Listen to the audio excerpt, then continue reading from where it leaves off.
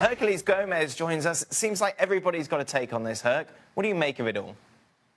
Well, it's not just that the U.S. men's national team lost out on a potential great prospect. It's more that it's being reinforced how little you value this type of player. This is a player who played since the U14s, U15s, U16s, 17s, all the way to U20s with the U.S. men's youth national teams. And all of a sudden he's going to switch. Why?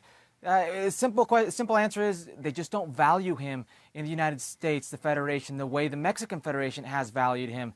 They put on a full court press with El Turco Mohamed, the Monterrey head coach, being in the front runner over there, pressing Jonathan Gonzalez to make the switch. His parents were pressuring him as well. He had a lot of pressure from them. And ultimately, it was the phone call from Juan Carlos Osorio and the potential looming World Cup at stake for Jonathan Gonzalez that really sealed it. But this just reinforced what many of us have already felt about how little we value a player like Jonathan Gonzalez within the U.S. soccer circles here. Aren't we just reading too much into it, sir? As you say, his parents wanted him to play for Mexico. He wanted to play for El Tri. Don't we just respect his decision? Why do we all of a sudden make links about this is where the US national team are failing, they need more scouts, their recruitment needs to be better?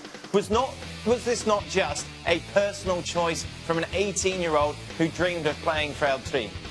It absolutely is just a personal choice, but along with it, other revelation, Thomas Rong, the chief scout for U.S. Soccer Today, revealed that they only have one full-time scout.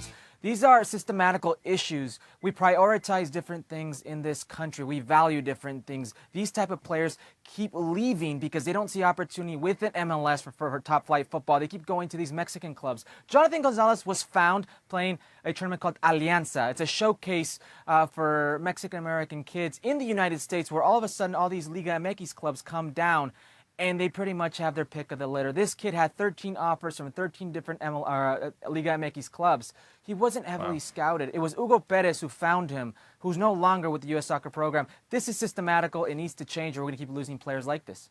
So how do you address that, Herc? How do you fix this? Well, there is no quick fix. One of the easy things would be get more scouts, prioritize different things.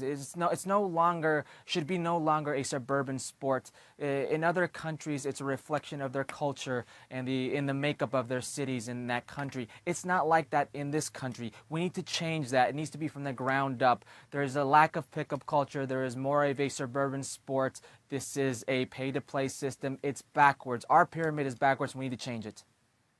Herc, you've been actively on Twitter. It's interesting looking at what you've been trying to promote there. Yeah, and it's been years coming that this U.S. men's national team failure shouldn't be the reason we're all of a sudden changing things. We should be already changing things. We should be trying to be a better footballing nation. We have all the resources in the world. There are 370 million people that live in this country. There should be no reason why we have only one full-time scout. That full-time scout, who knows what type of football or soccer they want to prioritize. These players are utile. They are players who can be of need. They fit a different mold, and we don't value that. We need to start looking elsewhere, start doing different things, or else nothing's going to change.